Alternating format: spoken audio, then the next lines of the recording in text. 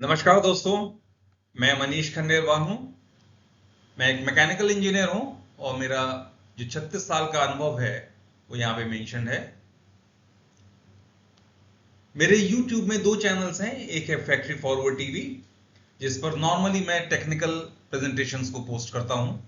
इस पे कुछ प्रेजेंटेशन जो ट्रेवल से रिलेटेड हैं वो भी पोस्ट किए हैं। दूसरा चैनल है ब्रेनी बिल्डर्स, जिस पे मैं बच्चों के लिए साइंस और मैथमेटिक्स के प्रेजेंटेशंस पोस्ट करता हूं। मिशन चंद्रयान 3 इसका इंग्लिश वर्जन मैं कल फैक्ट्री फॉरवर्ड टीवी पे ऑलरेडी पोस्ट कर चुका हूं। इसका हिंदी वर्जन मैं ब्रेनी बिल्डर्स पे आज पोस्ट करूंगा।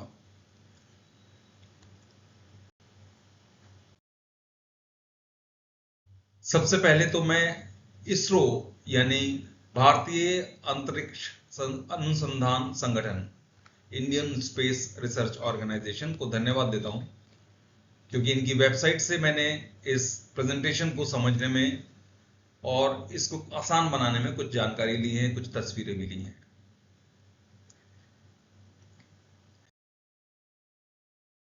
सबसे पहले तो हम जानना चाहेंगे कि सैटेलाइट यानी उपग्रह क्या है। तो उपग्रह होता है अंतरिक्ष में किसी अन्य वस्तु की परिक्रमा करना।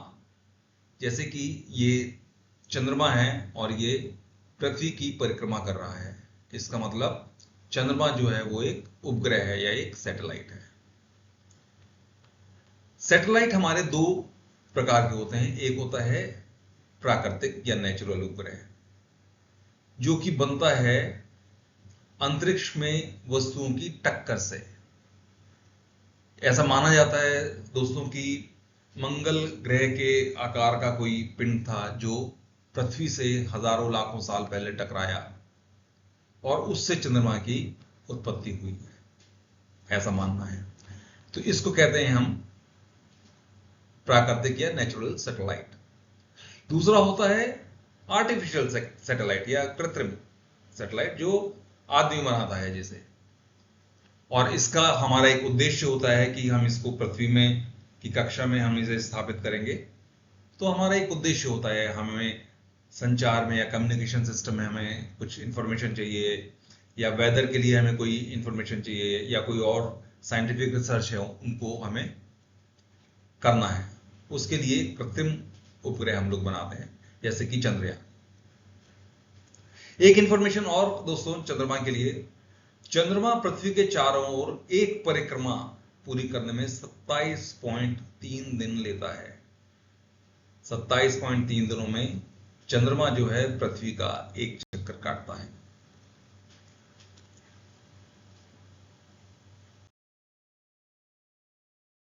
कि चंद्रमा पर भारत ने अभी तक कितने उपग्रह भेजे हैं। तो चंद्रमा पर भारत ने अब तक 3 उपग्रह भेजे हैं, चंद्रयान 1, चंद्रयान 2 और चंद्रयान 3। जो चंद्रयान 1 था वो भेजा था हमने अक्टूबर 2008 में। लॉन्च करने के 312 दिनों के बाद इसका संपर्क टूटा था। और अगर आप देखते हैं तो एक हमारे सैटेलाइट में 3 इंपॉर्टेंट पार्ट होते हैं। एक होता है ऑर्बिटर, जो कि नीचे होता है। ऊपर होता है लैंडर, और लैंडर के अंदर रोवर होता है। जो ऑर्बिटर होता है, जैसा कि नाम है ऑर्बिटर, ये ऑर्बिट में ही रहता है। ये चंद्रमा की ऑर्बिट में चक्कर लगाता रहता है, ये चंद्रमा की सतह पर नहीं आता। जो लैंडर होता है वो अलग होके चंद्रमा की सतह पर आना है इसे, और फिर यहां से रोवर निकलेगा, वो चंद्रमा की सतह पर घूमेगा। तो जो चंद्रयान 1 था उस पे हमने केवल ऑर्बिटर भेजा था, और लॉन्च करने के 312 दिनों तक ये काम करता रहा, और ये पृथ्वी पर इसने बहुत सारी महत्वपूर्ण संदेश इसने भेजे थे। इसी ने सबसे पहले बताया था कि चंद्रमा की सतह पर पानी है। तो ये हमारा जो अभियान था ये बहुत ज्यादा सक्सेसफुल था। चंद्रयान 2 जो अभी 4 साल पहले हम 2019 में भेजा था, हमने जुलाई 2019 में भेजा था, इसमें हमने ऑर्बिटर और लैंडर और रोवर दोनों भेजे थे। ये मिशन भी सक्सेसफुल रहा। इसमें ऑर्बिटर जो था वो आज भी चक्कर लगा रहा है, यानी 4 साल हो चुके हैं और ऑर्बिटर अभी भी चंद्रमा की सतह पर चक्कर लगा रहा है इसका। लेकिन जो लैंडर और रोवर था, ये लैंड करने से कुछ मिनट पहले ही इसका संपर्क पृथ्वी से टूट गया। इसका मतलब हम लैंडर और रोवर चंद्रमा पर नहीं उतार पाए। अब जब हमने चंद्रयान 3 भेजा है तो ऑर्बिटर तो काम कर ही रहा है ऑलरेडी। हमने भेजा है यहां पे लैंडर और रोवर, लैंडर और रोवर भेजा है।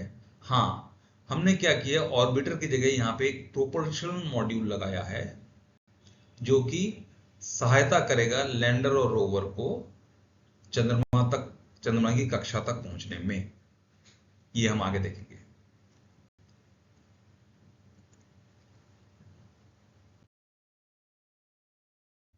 जैसा कि अभी हमने बताया है कि चंद्रयान 3 या किसी भी चंद्रयान में 3 पार्ट होते हैं, ऑर्बिटर, लैंडर और रोवर।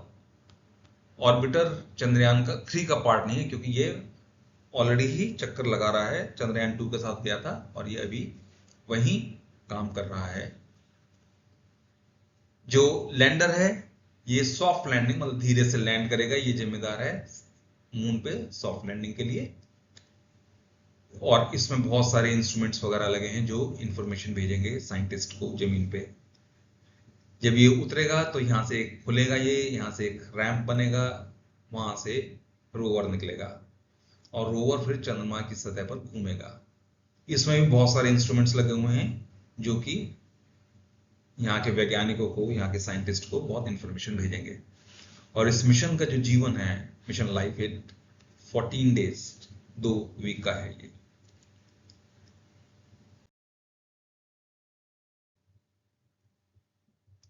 हम पढ़ लेते हैं कि उद्देश्य क्या है चंद्रयान 3 को भेजने का। एक तो यह है कि चंद्रमा की सतह और वातावरण का अध्ययन करने और अपने ज्ञान का विस्तार करने। देन भविष्य की खोज में के संभावित क्षेत्रों का, फ्यूचर में हम क्या क्या और कर सकते हैं। देन चंद्रमा पर पानी, ये हमें वैसे पता लग चुका है लेकिन और अच्छी तरह हमें इंफॉर्मेशन चाहिए इसकी। और क्या हमारे पास वहां पे संसाधन हैं जिनको हम देख सकते हैं चंद्रमान पे। देन हमारी जो टेक्नोलॉजी है उसको लोगों को दिखाने, हम लोग स्पेस टेक्नोलॉजी में कितना आगे हैं। और जो ग्लोबल टेक्निकल नॉलेज है उसको हम आगे बढ़ाएंगे। ये हमारे उद्देश्य हैं चंद्रयान 3 को चंद्रमा पर भेजने के।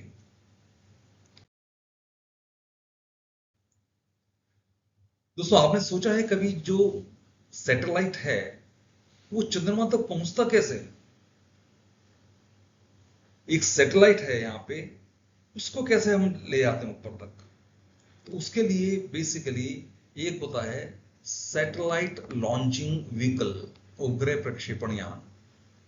ये सैटेलाइट को जमीन से ले जाता है अर्थ की जो कक्षा होती है वहां तक।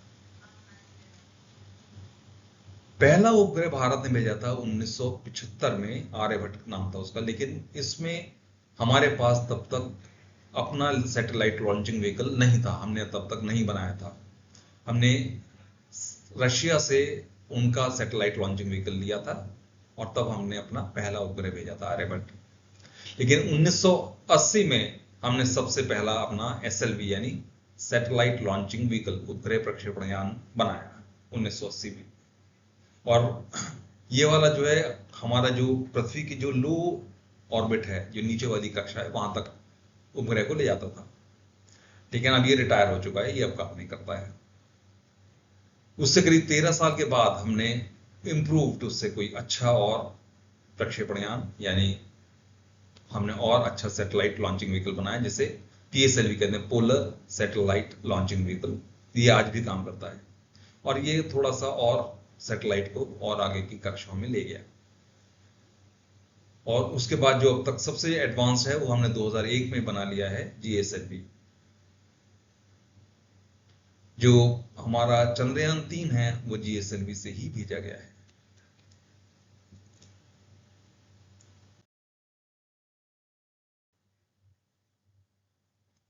एक बार फिर हम देख लेते हैं अपने प्रोपल्शन मॉड्यूल और लैंडर मॉड्यूल को। ये चंद्रयान 3 में प्रोपल्शन मॉड्यूल गया है, ये है लैंडर मॉड्यूल LM, ये लैंडर मॉड्यूल है, ये प्रोपल्शन मॉड्यूल है। इन दोनों को मिला के एक ये पूरा का पूरा हमने भेजा है चंद्रमा पे। This is Chandrayaan 3। ये चंद्रमा की कक्षा में जब चक्कर लगाएगा, इसको वहां पे ले जाएगा, उसके बाद ये वहां पे अलग हो जाएगा। फिर खाली लैंडर मॉड्यूल हमारा चंद्रमा पे उतरेगा। चंद्रमा पे जब उतरेगा तो इसका फ्रंट पोर्शन ऐसे खुलेगा और यहां से ये लैंडर रोवर जो है चंद्रमा की सतह पर निकलेगा। ये रोवर है, मेरे ख्याल से थोड़ा अभी समझ में आया होगा। और इसका टोटल जो हमारा भार है वो करीब करीब 2 टन है, जिसमें 1700 किलो के आसपास तो केवल ईंधन है, फ्यूल है। इंपॉर्टेंट स्लाइड है दोस्तों। रॉकेट GSLV LVM-3M4 जिसमें रखकर हम लोगों ने भेजा है अपना चंद्रयान 3। तो पहले इसकी जो बनावट है उसको समझ लेते हैं। इसमें साइड में 2 बूस्टर्स होते हैं, उसके बाद बीच का एक पार्ट होता है इसका बॉडी, जो तीसरा पार्ट है इसका वो थोड़ा संकरा होता है, और फिर फाइनली फ्रंट पार्ट। जो रॉकेट GSLV LVM-3M4 है, इसको 3 स्टेज रॉकेट भी कहते हैं। 3 स्टेज इसलिए कहते हैं क्योंकि इसमें जो फ्यूल है वो 3 स्टेज में बर्न होता है, 3 बार में बर्न होता है।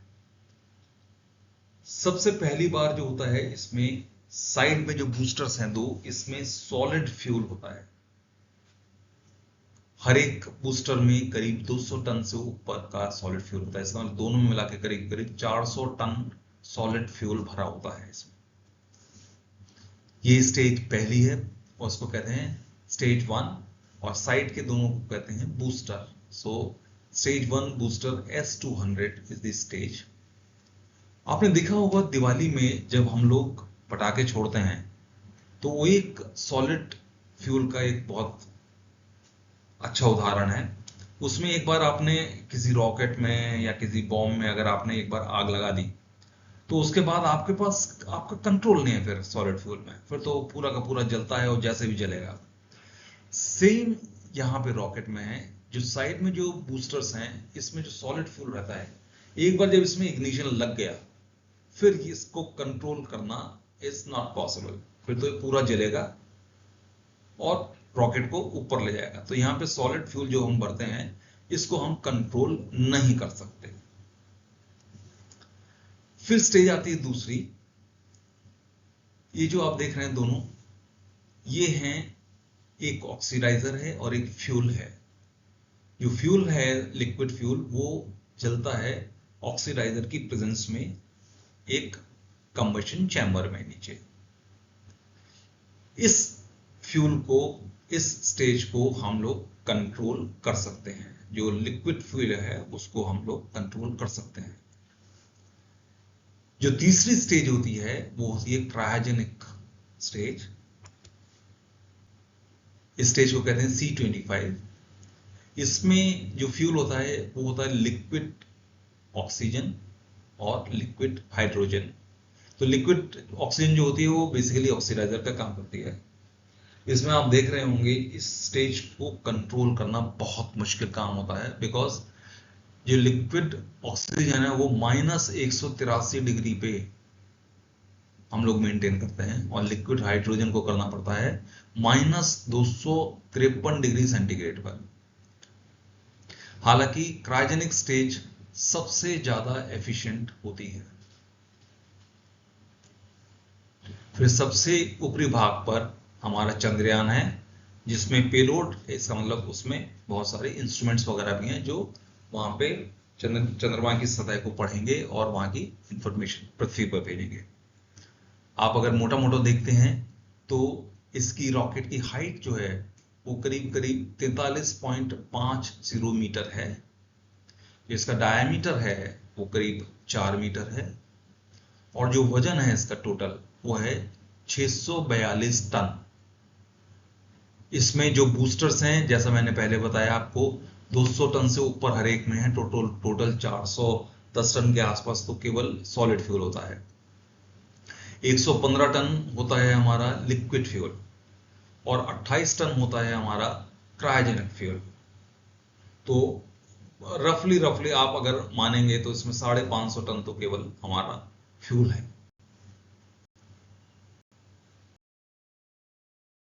तो हम लोगों ने अभी रॉकेट को पिछली स्लाइड में देखा, इसके बारे में हम थोड़ा सा और जान लेते हैं। ये हमारा है, जैसे पहली स्टेज है, इस रॉकेट को छोटा कर दिया है। सबसे पहले जो S-200 है, इसमें इग्निशन होता है। सबसे पहले हम इसको इग्नाइट करते हैं, इस फ्यूल को। ये स्टेज पहले होती है। उसके करीब 112 सेकंड के बाद जो सेकंड स्टेज है, इसमें इग्निशन हो जाता है, यानी 2 मिनट के पहले। ये रॉकेट अभी ऊपर जा रहा है। करीब 128 सेकंड के बाद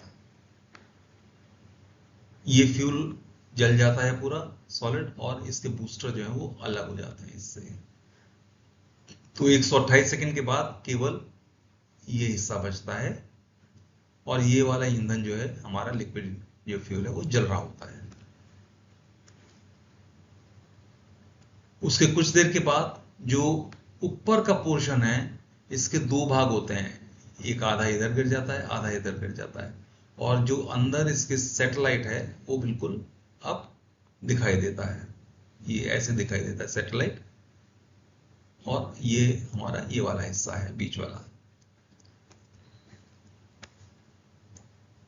उसके बाद ये वाला फ्यूल हमारा खत्म हो जाता है, और ये वाला हिस्सा अलग हो जाता है, और C-25 थर्ड स्टेज में हमारी इग्निशन हो जाती है। अब हमारे पास केवल ये बचा है और सैटेलाइट बचा है। उसके बाद फाइनली ये पूरा खत्म हो जाता है, और ये अलग हो जाता है, और ये उसको फेंक देता है पृथ्वी की कक्षा पर। तो इसने पृथ्वी की कक्षा पर भेज दिया है इसे। ये इस समय प्रोपल्शन मॉड्यूल PM, और ये हमारा LM लैंड मॉड्यूल।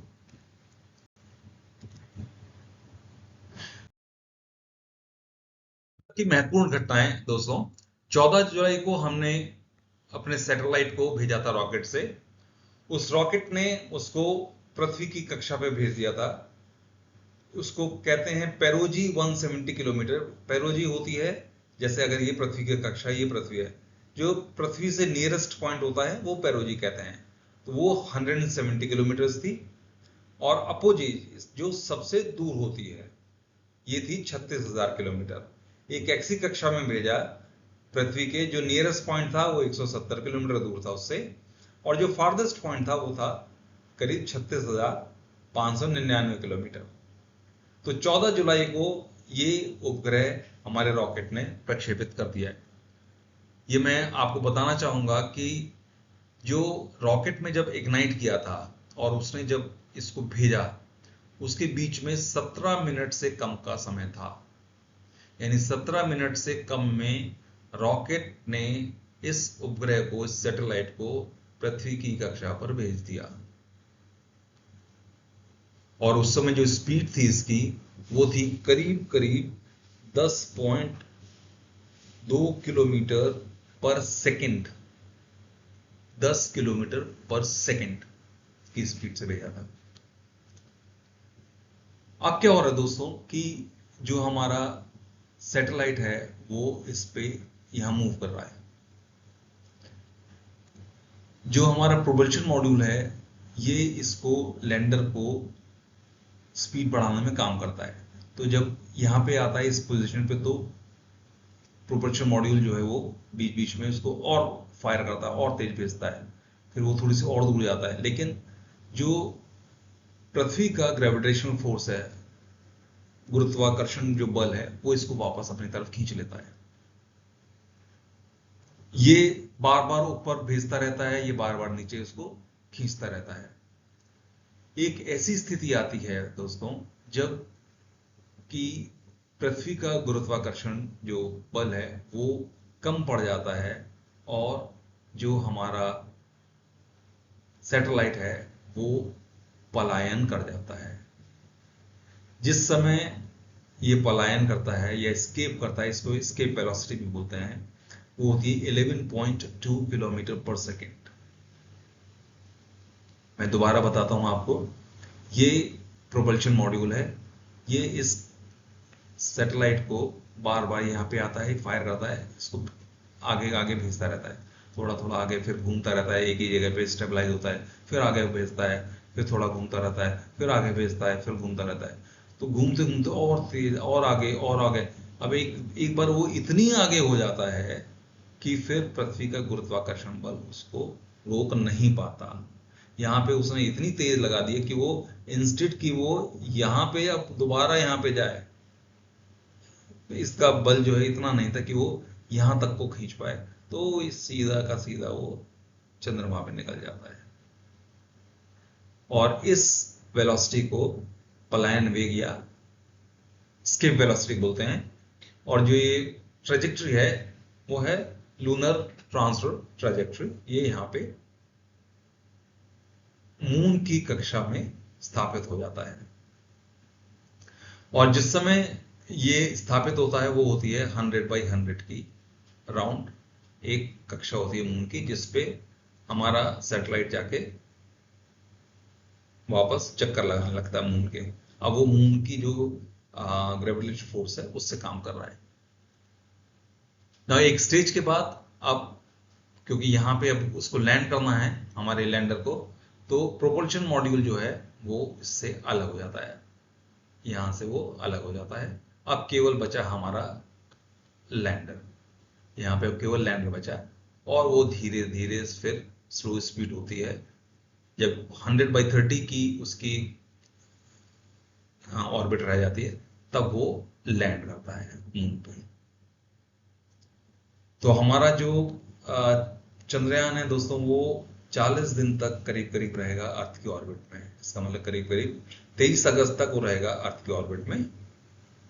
उसके बाद 13 दिन रहेगा, यानी 5 सितंबर तक रहेगा वो चंद्रमा की ऑर्बिट में। एंड फाइनली 5 के बाद 6-7 तारीख के आसपास जो शेड्यूल है अभी तक, वो मून पे 6-7 तारीख के आसपास उतरेगा। इसमें बहुत सारी चीजें होती हैं जो साइंटिस्ट को देखनी पड़ती हैं, और इसमें दिनों में कुछ ऊपर नीचे हो सकता है। आप इसको देखेंगे अगर, यार ये एस्केप, तो जो सैटेलाइट है हमारा पहले इस कक्षा में चला, फिर इस कक्षा में चला, फिर इस कक्षा में चला, तो जब तक यहां तक है, जब तक इसका जो अर्थ है वो उसको वापस खींच लेता है, जब तक कि वो इस यहां तक है अर्थ उसको वापस अपने ग्रेविटेशन फोर्स से खींच लेता है। लेकिन एक स्टेज ऐसी आ जाती है 11.2 किलोमीटर पर सेकेंड जो स्पीड होती है, तो फिर अर्थ उसको खींच नहीं पाता। उस समय फिर ये स्केप कर जाता है एंड मून पे पहुंच जाता है।